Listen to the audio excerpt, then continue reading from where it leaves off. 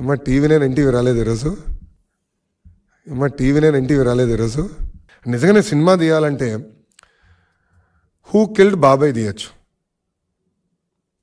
కోడి కత్తి పైన తీయచ్చు, ప్యాలెస్లో జరుగుతున్న అవినీతి పైన తీయచ్చు, లేదంటే ప్యాలెస్ కుట్రల పైన తీయచ్చు. అది చేయకుండా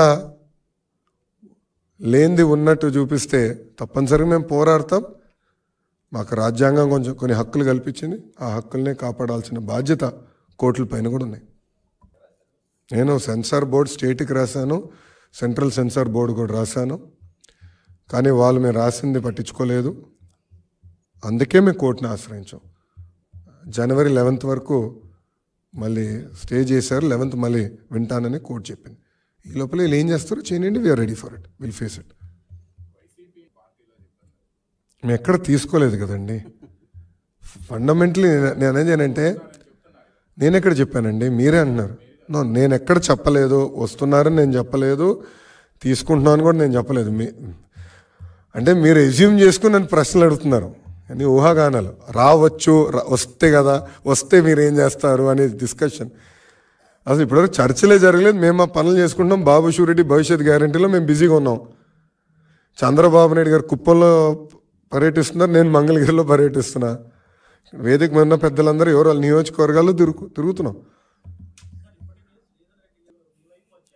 పార్టీలో చేరారు, ఎస్.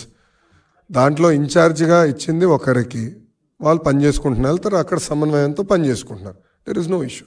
కార్యకర్తలకు ఇబ్బంది లేదు, నాయకులకి ఇబ్బంది లేదు. అది క్లారిటీ ఉంది, అది స్పష్టత ఉంది.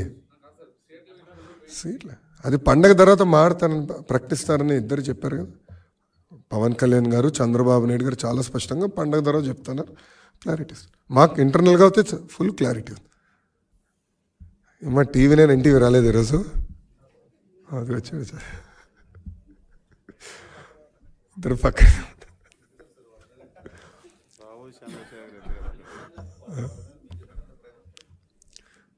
ఏంటి సార్ అంటే వాళ్ళు కూడా